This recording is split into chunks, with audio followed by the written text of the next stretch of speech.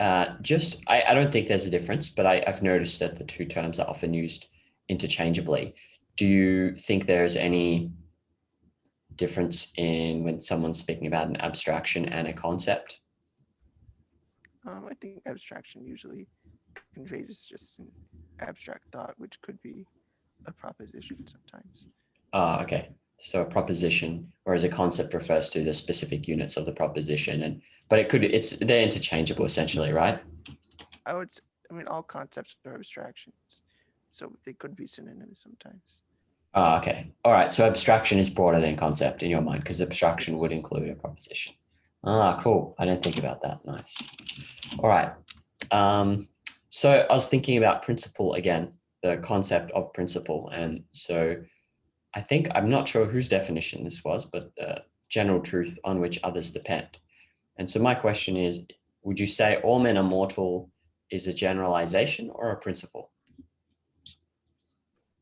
Mm, so I'm thinking of it in terms of how fundamental is that question. Um,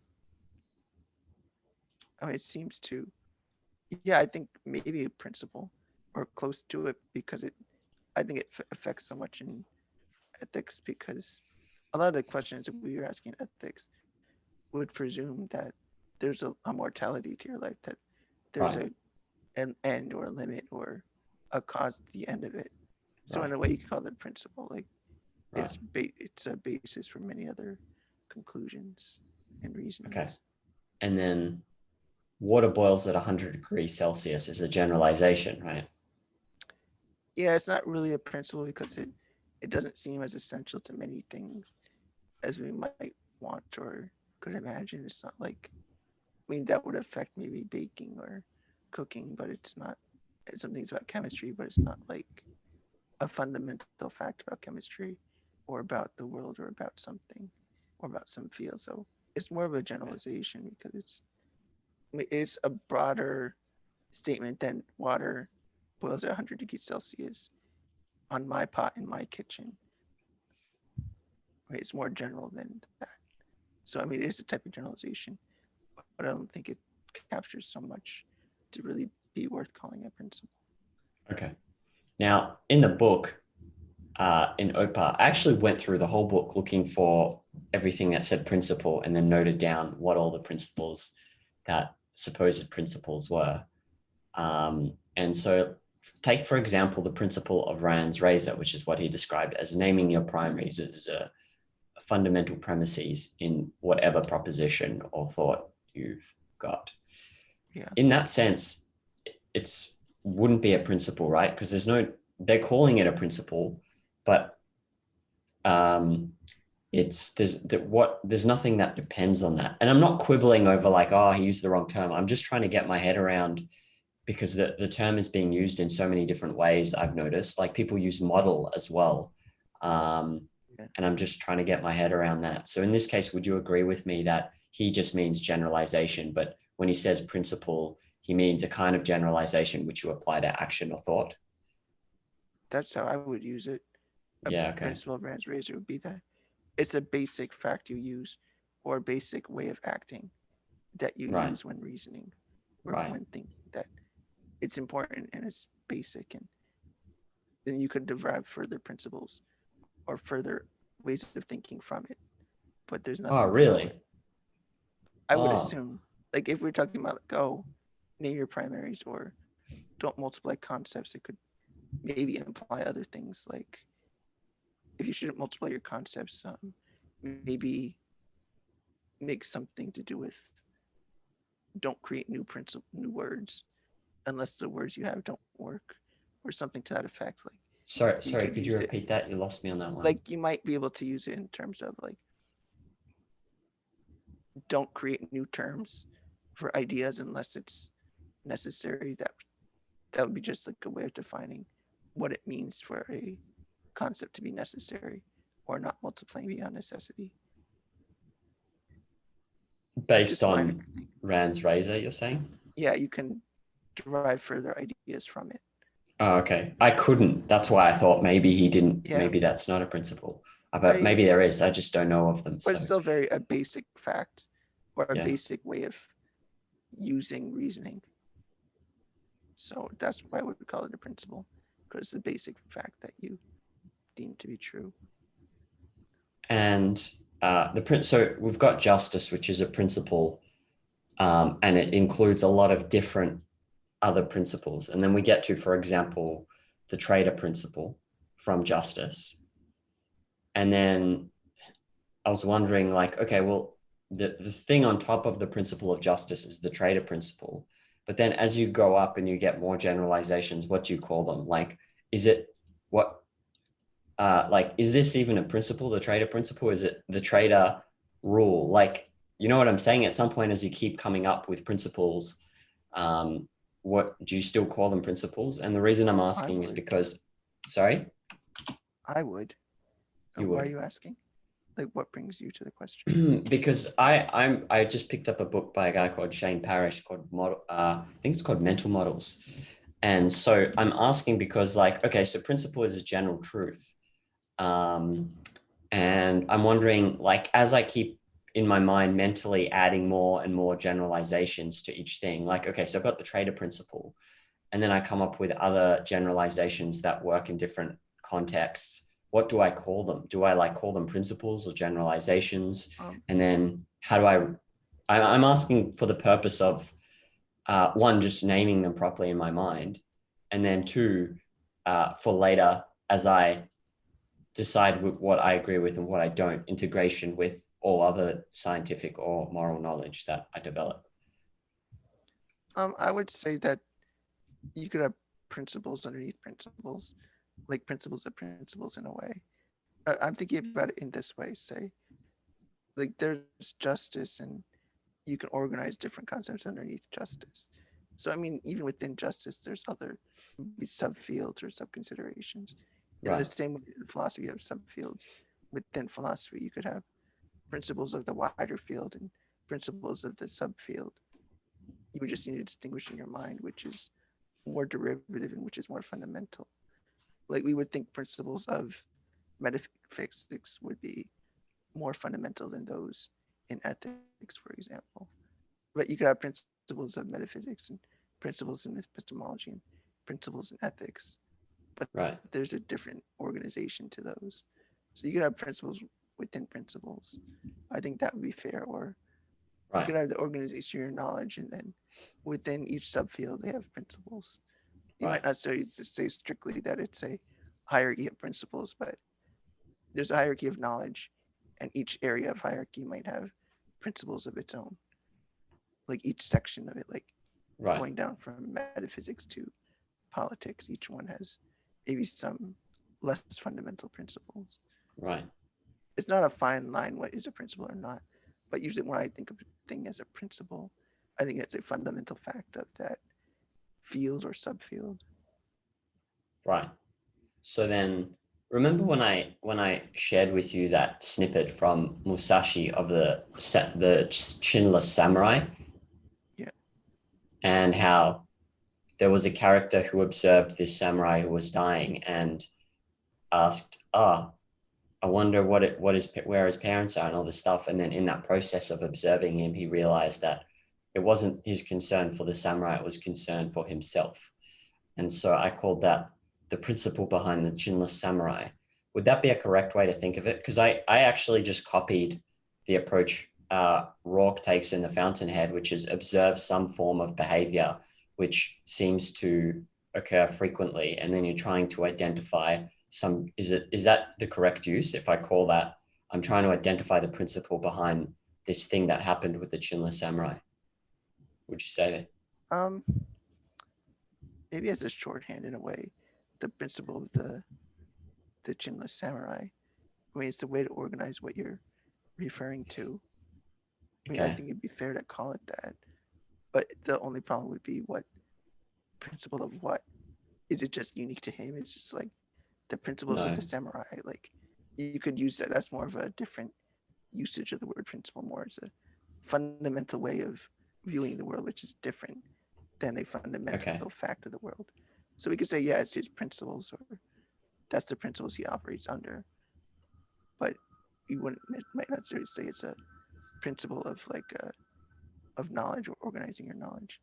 Or you could say if it's something valid, you could rename it or just sort it under some field if you deem it to be useful or appropriate or correct. Right. Okay. I was using it in terms of just like Rourke talked about the principle behind the dean, which he then developed into this concept of second-handedness or dependence.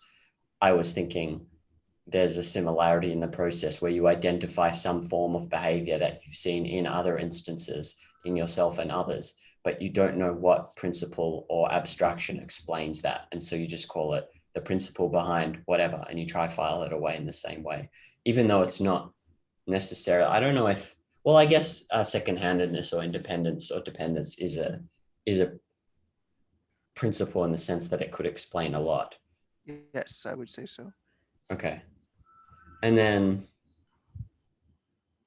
okay, cool. I mean, I just wanted to go through some examples to just get more clarification. I think that's enough. Yeah, I would for say now. second-handedness could be a principle in the sense that it's a principle of irrational behavior, if that makes sense, or that it's a way of thinking, or you could call it a principle of maladaptive psychology, maybe. There's Right. different ways you could label it, but either way, I think it's fine to call it a principle because it's a fundamental Right. fact or identification. Right.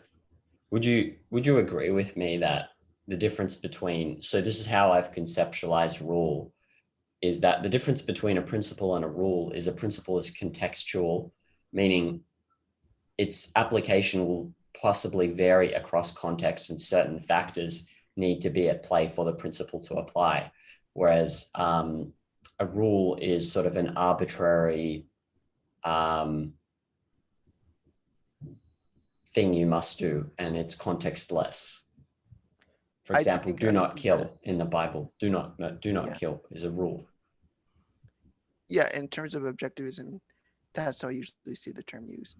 It's supposed to emphasize the contextual nature of principles and reasoning and thinking, rather than the rule-based stuff of Kant or anybody like that. Right. You say it's just a rule that you do that. Right.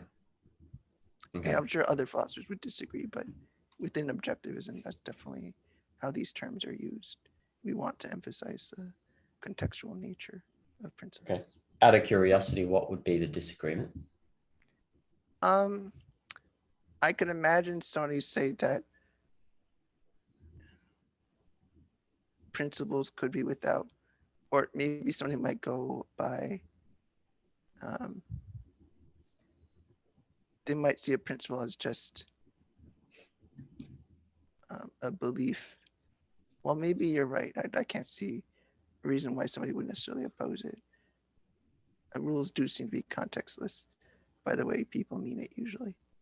That's just the rule. That's how it is. And it doesn't matter what you feel or think. Right. Okay. I wanted to do a pass with you. We'll see. We can, because we're doing 2 sessions. Are we doing, I can't even remember. Are we doing 2 today? That was the plan. Yes. Okay, perfect. That's fine. So maybe we can do, just go over some more clarifications I try to make, and we don't need to go super in depth, and then we can go to, just wanted to get your thoughts on some stuff, and we can go to the virtues. So I just wanted to clarify error for myself, and I got it down to contradictory knowledge. Do you think there is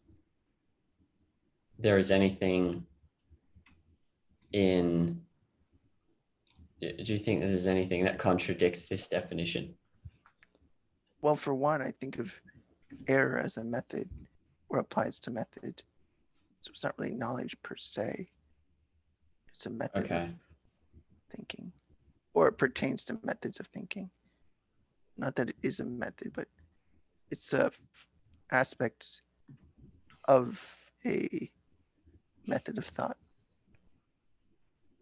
But what about a deer standing in the headlights of a train and freezing? Because that was the example given in OPAR, and its knowledge is inadequate, so it errs. That is, there's an error in knowledge. Is that an inapplicable? Because that wouldn't be one of method in that case. Method is volitional. if it's true that that's a, if the concept captures that as well, like this idea of inadequate knowledge and then making a decision on the basis of knowledge that you have, which is not appropriate to the situation, which an animal can do, right?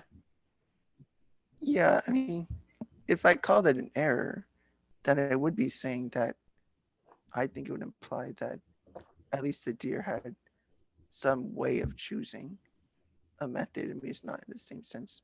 They don't use reason, obviously, but I think there's a mental process, a method going on that's not merely automatic. But I actually think that might be a difference with Rand about what is the nature of conceptual or a non-conceptual consciousness. But I don't think that should change anything. I mean, I would still say it's still an error of method. That I so we're always, saying it froze. yeah, I thought the essential of method was volition. Yes, I would say so too. I meant a volitional mental process. Yeah, um, I would say so too. Okay. But let's see. Let's think about that. A deer can stand in the headlights of a train and freeze, so its knowledge is inadequate, and it errs. I mean, And if then its that, knowledge is, yeah, so its knowledge is inadequate, we can say that. Well, it errs, like as in not doing anything is the error.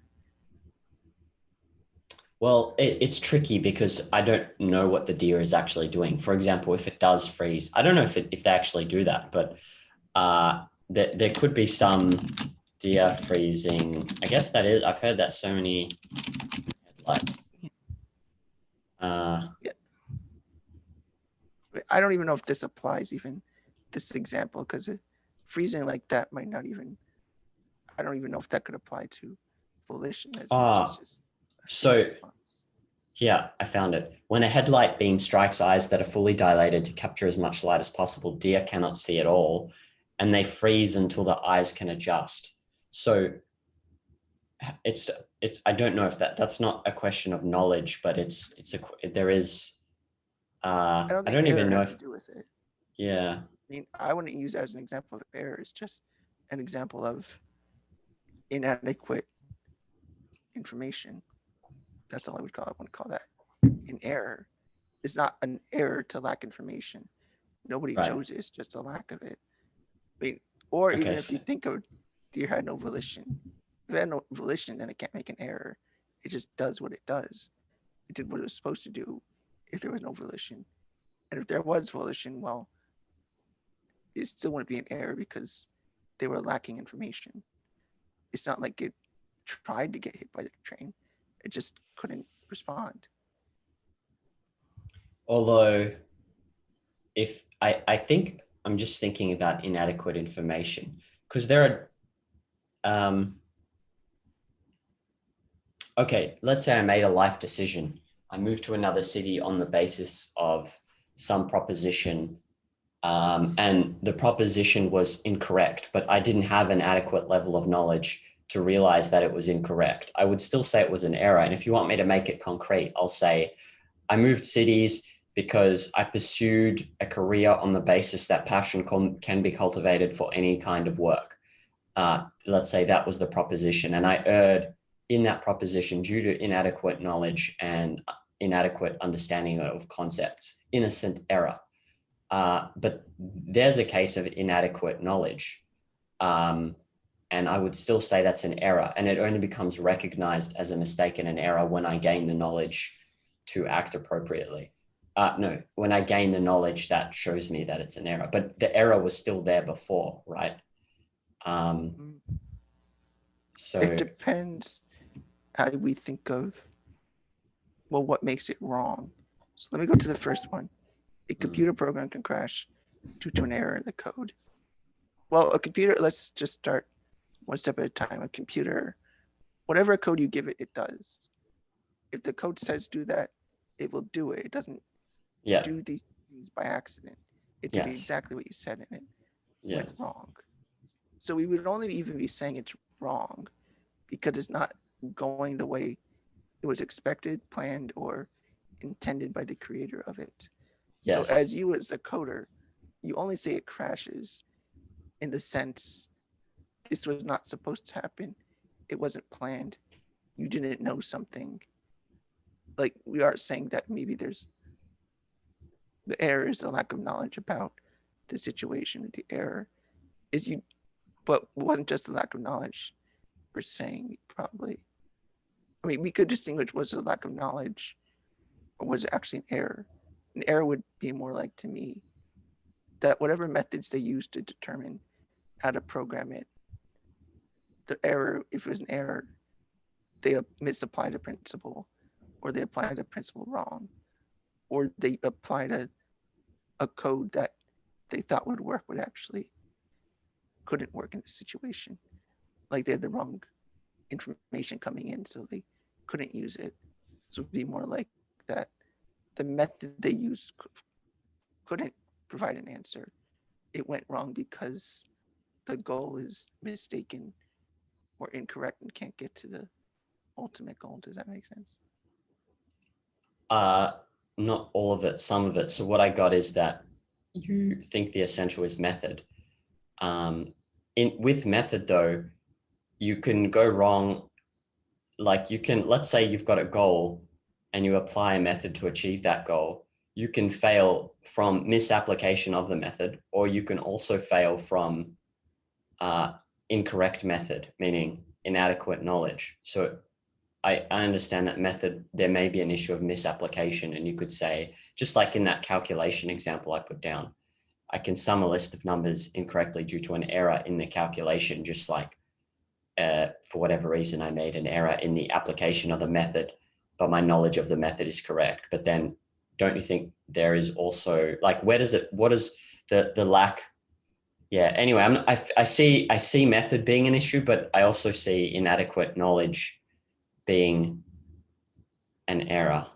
Although I'm really not clear on the deer now. So, because Okay. that's, yeah. The deer I feel unsure about because we're trying to make presumptions about what is it thinking, whether it can think or not, or whether it has volition or not. At least starting with these first examples, like the list of numbers incorrectly, you sum it incorrectly, like you do 2 + 2 is 5, and it wasn't because you followed the rules of math of arithmetic that you got there, but you in fact didn't apply the principle as you knew it to be, whatever principles of arithmetic that you applied. Right. So I mean, you end up with 5 not because you didn't know what the correct principle was, you used the principle wrong, then way it was not Yeah, meant that's to true. be used. Yes. Or we could go back to the computer program. I mean, maybe it crashed in an unexpected way because you applied a block of code. It was actually supposed to fix the problem, but instead it crashed. You might say that maybe the method, maybe something was wrong in the coding of that block of code, or you used the code when you shouldn't have. Like you didn't understand how to use it, so you made an error in terms of how you're supposed to apply this code. You did it in a way it wasn't meant to be used. I mean, so with Yes. those, I think we can think there's a method as a particular way we expect it to be used.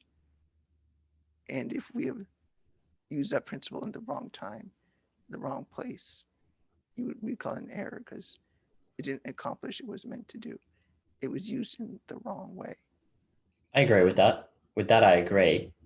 Although I'm saying there's that, and which I didn't think about, but there is also an issue of false, untrue or incorrect or inadequate knowledge. Take, for example, this, someone who has made a lot of money and feels like he's deeply guilty on some fundamental level and there's something wrong with him, so, or her, or someone, and they flitter around the globe, traveling to temples, and it's all premised on this one idea that there is something deeply wrong with them and that they need to be healed. And so all their actions are explained by that one premise, which is erroneous, and that is the error. And they have not recognized it yet, but they are acting on it. In that case, it's not, I would say it's not an issue of method.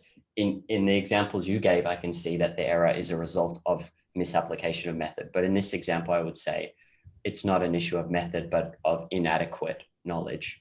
And then Okay. similar to the example of, moving to a different city on a premise of a proposition which is false, but which you do not know is false.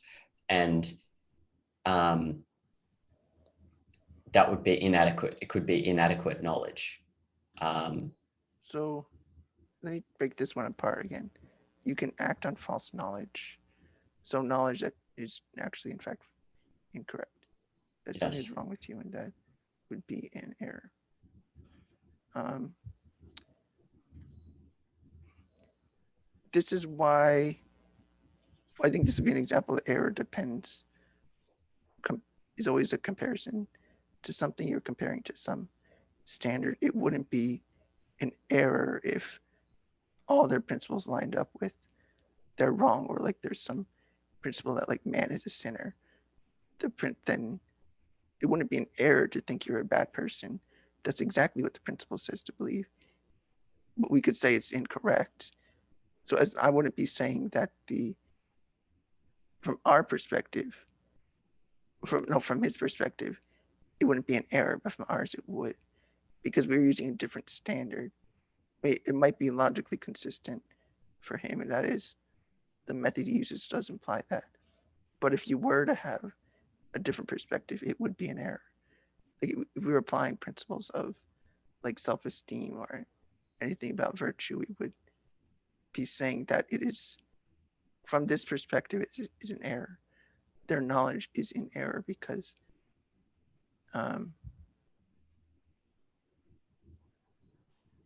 it's consistent with their belief, or it's consistent with the evidence they have, or something like that. But we would still say it's an error based on our knowledge, from what we know from our perspective. Like there's no absolute error in the sense that error is without reference to something. The error is always in reference to your context of knowledge. Wouldn't it be in reference to reality though? Meaning you can have a context of knowledge that is not, it is capturing something, but so the example you gave, I think you said they're acting appropriate to their premise, which is, let's say there is something deeply wrong with me. And so they're traveling around the globe. Even from an outsider perspective, you could agree that they're acting correctly according to the premise to the extent that they can. But even from their perspective, they just haven't recognized it yet. They could reach the conclusion that the idea that there is something deeply wrong with me on the fundamental level is wrong. There is no evidence for it, no valid evidence, and it's an error. Isn't that the case? That it's because it's conflicting with reality. It does not reflect reality. If you take that as an assumption and look at their behavior based on that premise, you could say, yes, they're acting consistent to the extent that they can with that premise. But the fundamental premise is still wrong and an error. That's how I thought of error in my mind. If it's incorrect, even if you're not aware of it, it's an error. I mean, I agree with that usage of error as well. That's why I'm trying to say from their perspective, it is an error, but in the grand, or not an error, but in the grand scheme of things, it would be because there's something in their knowledge that they are not accepting correctly. Or there's something in their knowledge that's actually not consistent with something. So The facts of contradictory. reality. Yeah, I mean, a contradiction, I guess that would make sense. So I see where you're coming from.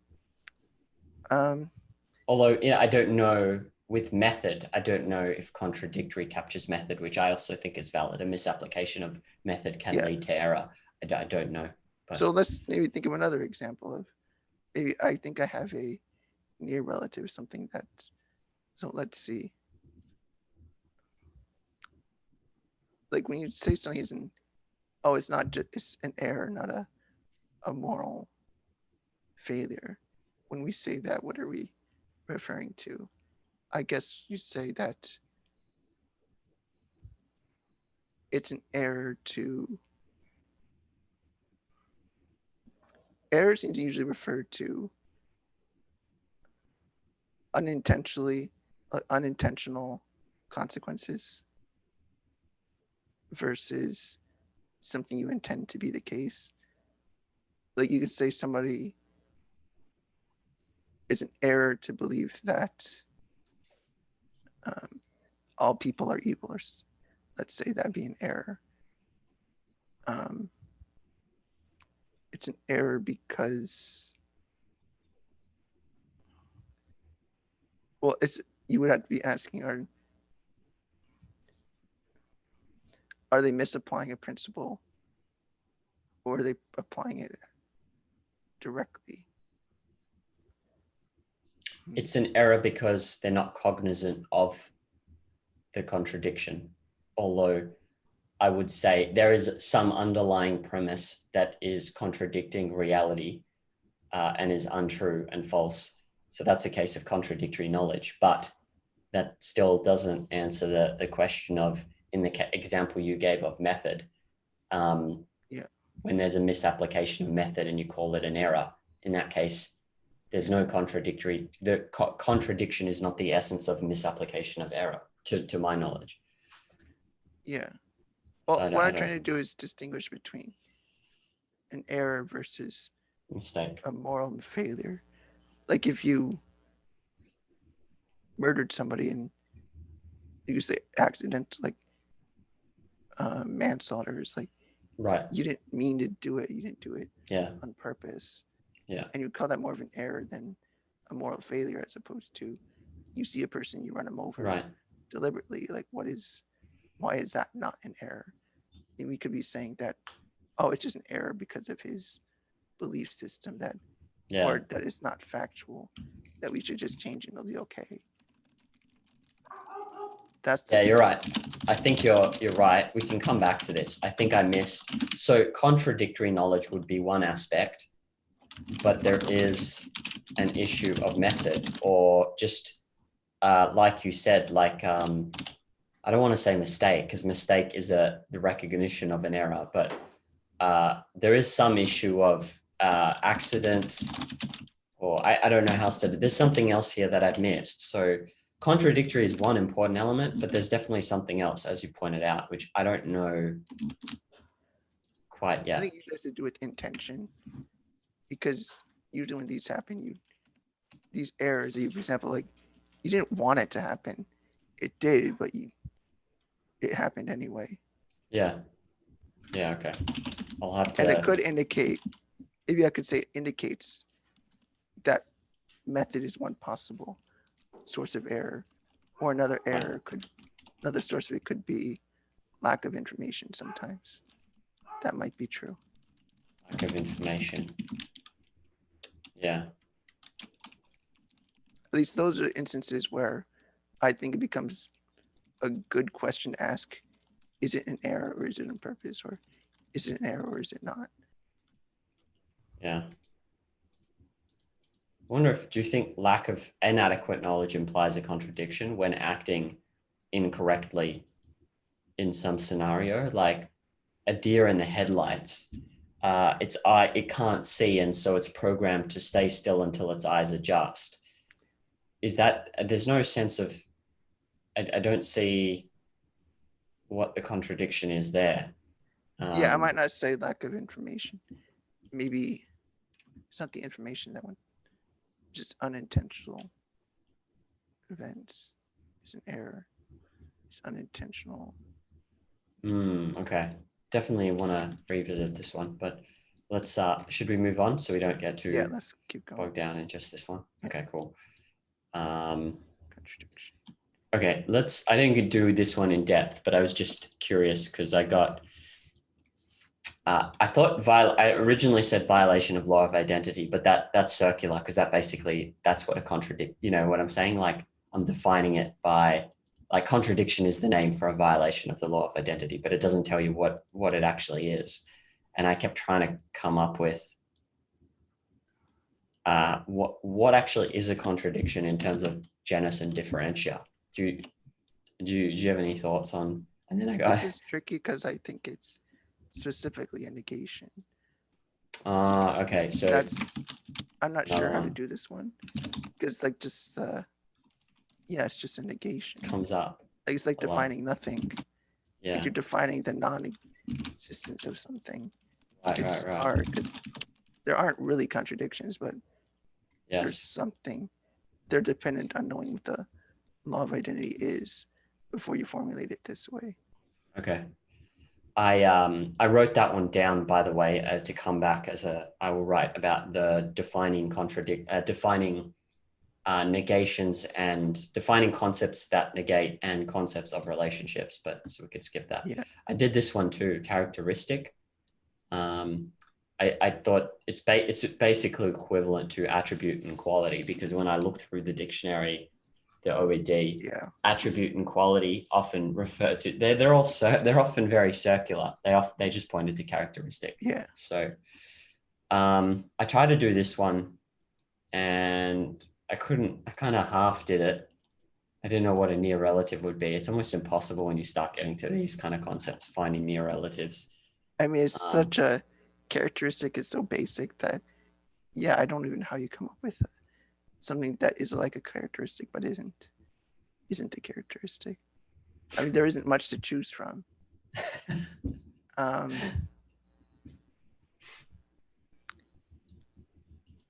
did get something really, really obscure. Let me think for a second. I just made this up. I couldn't figure out examples, but this is the definition.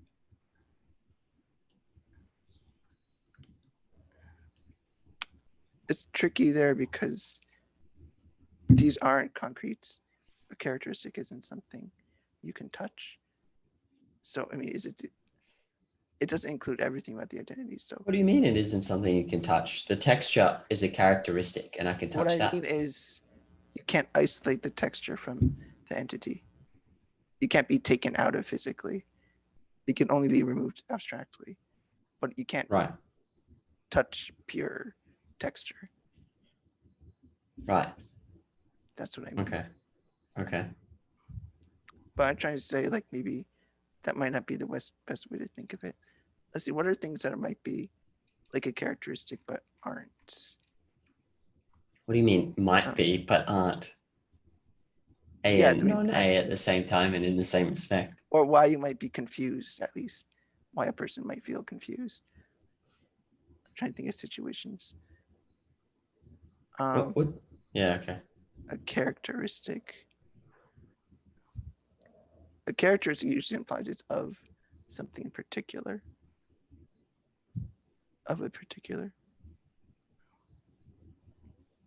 I mean, I guess confusing characteristics of different things might be the closest thing. Like if you see two similar looking cars. No, that's not good either. I don't think I could come up with one. I couldn't. Maybe just relationship. But relationships are types of characteristics. So yeah, I'm not quite sure. Okay. All right. I can definitely pose that one at some point later. All right. Let's go to virtues. Yeah. Sounds good. All right, here we go. Maybe concepts of potential, like fragility isn't necessarily, well, fragility is a characteristic of, I'm trying to think of some concept like fragility is a measurement. It is, but it's still a characteristic of the thing. I can't think of one right now. I'll let you know if I think of something. All right, cool. Yeah, so let's go to virtues. Are you ready for my onslaught of, let's see, we're on page 11 of 27. So I hope you're prepared for my onslaught of questions. We've actually gone quite far. Like we've done a lot of OPA, which is good. So let's see what this is about. Okay, the first thing he loses in the process of turning irrational is his independence. Just for context, I think this section is on, so it's honesty. Yep. Yep, yep. Okay. The man who wages war against reality is by definition defying all the proper rules of epistemology. So this is not necessarily that relevant, but I'm just curious. If I were to ask you, like I went after this, I went through all the things I could find on principles to list all of them. Do you know them by heart? Like, do you know what different principles of epistemology are? I can read some to you now, but I wouldn't be able to, and like how they relate to everything else. I probably could do a good job of it. I don't know how well I'd actually Okay. list them all off, but I can reformulate them for sure. I don't know how long it would take, and there's definitely some that I could come up with like right away and very quickly. Right. I guess I would say those are usually all the principles, and anything else would usually be derivative. But What could you give me examples of the first three or whatever that come, the first ones that come to you? I've got a list here, that's why. well, I mean, I would say like the need of integration is one very important thing, or differentiation is another important part of doing that. Epistemology in general, um, I don't know if evidence of the senses really would count as a rule of epistemology as much as don't assert the arbitrary, maybe, or all knowledge is based on evidence. Proper epistemology. That I think you're getting at, yeah, you can keep going if you want. Yeah. I might be referring to something else that you're thinking of. Sorry. Are you thinking of it? Are you thinking of epistemology in a different sense? No. I'm just going to tell you what I wrote down. I didn't know these. I actually went through every single one to write them down, and then because I wanted to be able to relate, and connect them. And so I'll you list a said, few more then. yeah, okay, go ahead. Let me just say integration, differentiation, not asserting the arbitrary, which I guess is just another way of phrasing. All knowledge comes from the senses or derived from the senses. All concepts must refer to something in reality. Which is, yeah, okay. And epistemology requires volition, like volitional application of knowledge, or All right, cool. of formulating knowledge. Let's go with what I wrote down. I'll just compare to what I wrote down. So,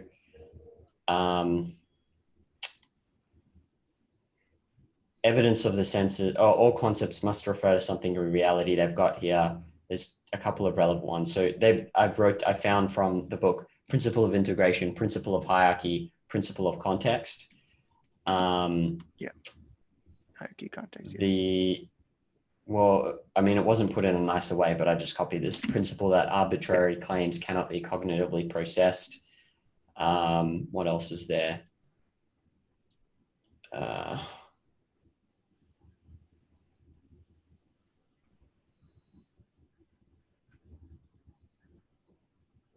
Yeah, I mean, that captures a lot of them. Anyway, the reason I'm asking is because when it's held like that mentally, as it is in your case, or in my case, which is way like mine's very messy. Even the way Peikoff, even if I copy everything from Peikoff's book, there's not a particularly, in my mind, I'm just trying to understand. I know it's not possible to hold everything as he describes in a synoptic insight where you just have it all in one go in a ball in your head. But the way it's like when I'm thinking of these as principles, this is going back to one of our earlier conversations on like, what is the most efficient way to hold these such that you can, they're clearly layered and you know what they depend on and you're able to recite them and then know exactly how they apply. That's what I'm wondering, because you could read this and go, define all the proper rules of epistemology. If I read this, I would have to sit there for 30 minutes. I might get a few, but then it's not a very strong, concrete response of what that means. Whereas if I integrated, maybe I can share what I wrote, what I copied down. Let me see where I might paste this. Okay, let me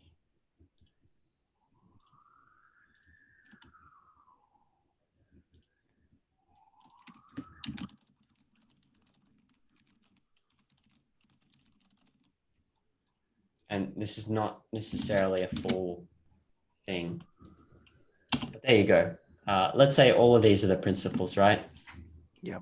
There's the rule of fundamentality, or the principle of unit economy. Thinking to be valid must adhere to reality. Then, all right, just give me the facts, ma'am. But all of this is like, if it's like this well, first of all, you can't even hold it like this in your mind, right? No. It's impossible. I don't know. And so it's a question of, for me, like, what is the method that I use to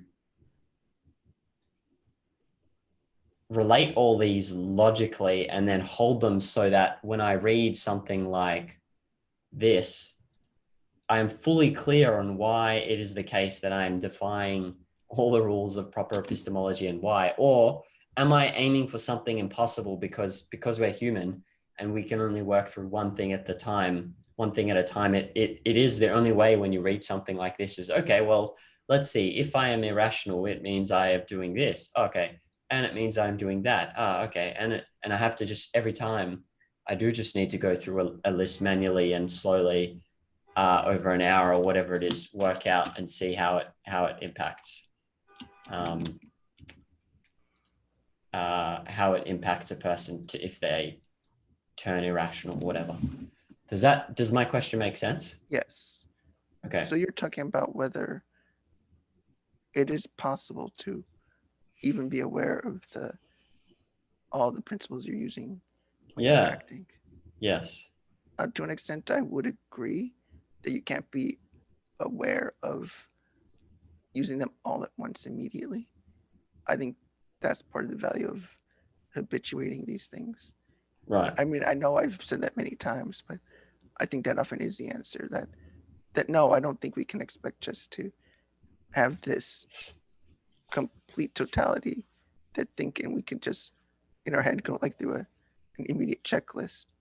Right. So it is automated, which you attain by through practice, and that is what will happen.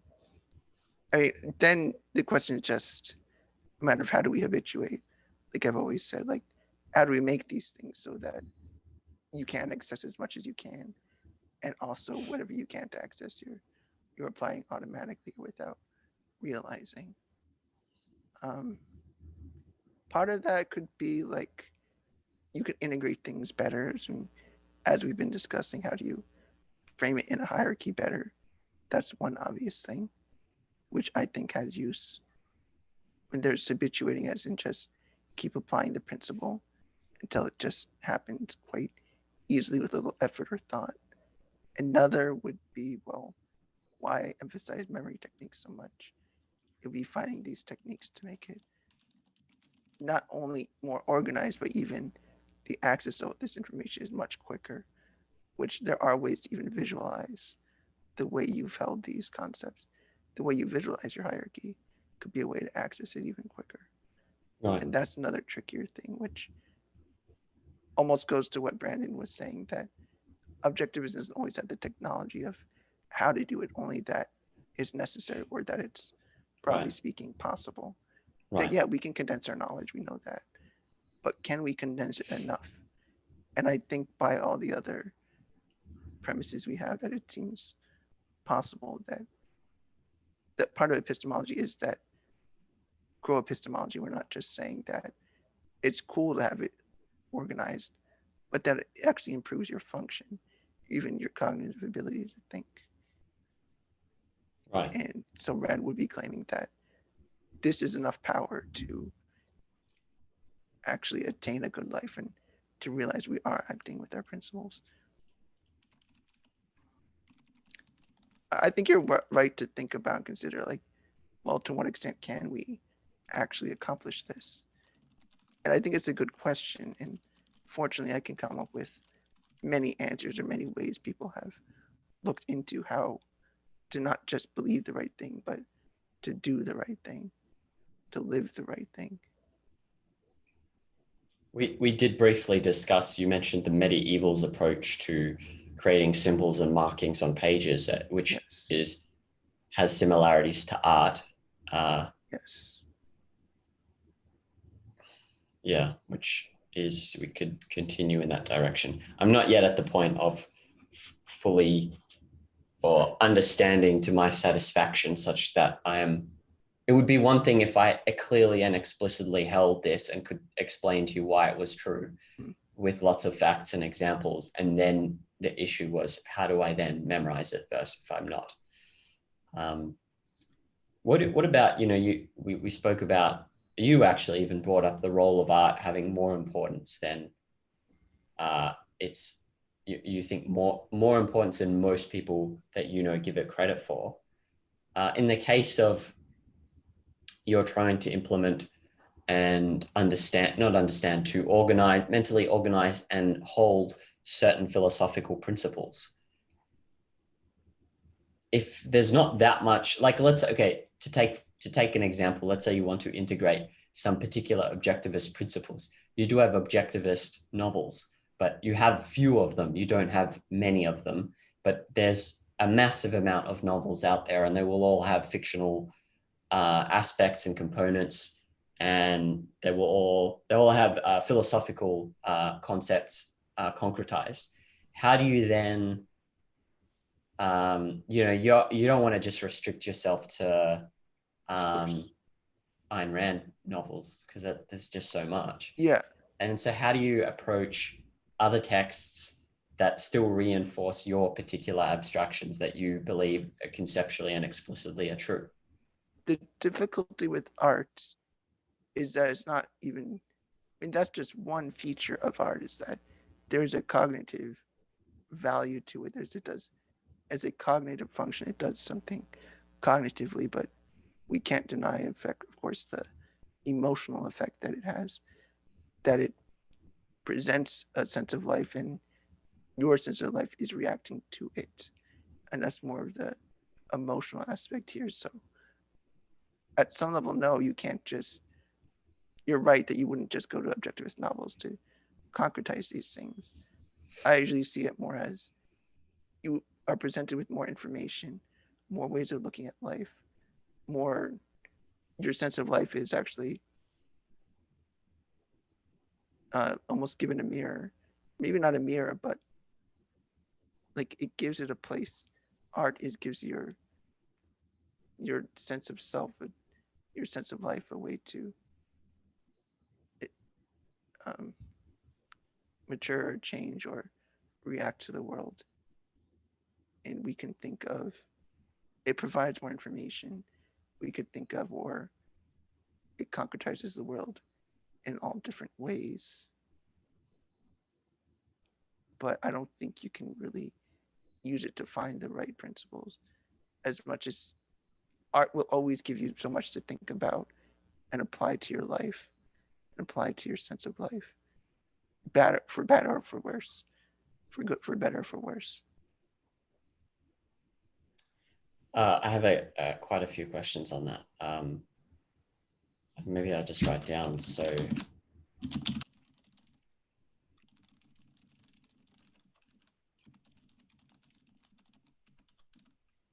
else did you say?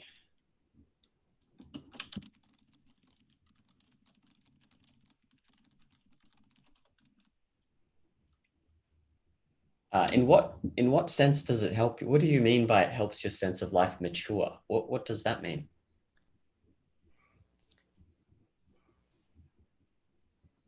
Maybe mature isn't quite the right word, but it gives your sense of life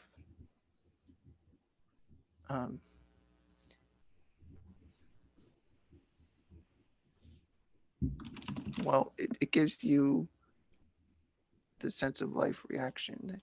It gives you that emotional response, that emotional feeling. And I think it could validate usually what you're thinking, or not even what you're thinking, but present you with the world in different ways. What I'm What do trying you to mean by distinguish is, present to you the world in different? I don't like that phrasing, let's say. Yeah, I'll take a that's step okay. back. So what I'm trying to do is distinguish between the cognitive value of art, but also that art isn't just about that cognitive value. It's about your sense of life reaction. It's like a sense of life response. We're not just considering facts as they are, but how we feel about the world. We're kind of reacting to how we feel about the world, and art can give us this information to think about what about the world can we react to? What about the world is there? What can we think about the world? And in the process of doing that, with your sense of life reacting and you having to actually go through it, both on an emotional and intellectual level, regardless of what kind of art it is, whether it is a painting or music, we're using that we're seeing something about the world or seeing something about existence that we then react to or judge. And that can help you in the context that we were talking about, like, do I just read objectivist books to learn about objectivist ideas? Well, no, because that's not going to automatically coincide with the best way to experience reality, the way that is aligned with your way of living life. I mean, of course, that would sound a little subjective, but a sense of life isn't objectively determined. It kind of just crops up naturally, whether or not you intended or wanted it in any way, regardless of how you intended. So it's something that's always going to be there. In a way, you're guiding your thinking along in a way that art provides a way of thinking or a means of thinking about reality and existence, or the metaphysical facts of reality. And you just go from there. But you might not always get the best concretization of abstractions through objectivist art, at least given what you've learned about the world.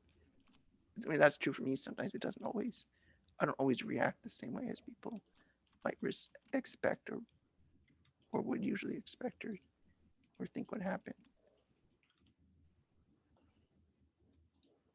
Like my favorite book, Neuromancer, there's nothing really objectivist about it other than, well, there isn't really anything objectivist about it.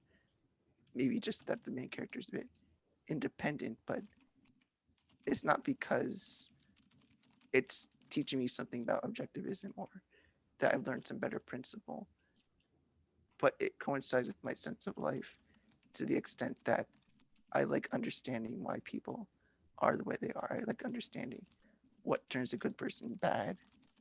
I like understanding that, not because I believe life should be that way, but it helps me come to grips with reality. So it's not quite pragmatic, but it's also a realization that it coincides with my life, and that art isn't just this didactic thing. It's like I'm experiencing life. That's how I usually think of it.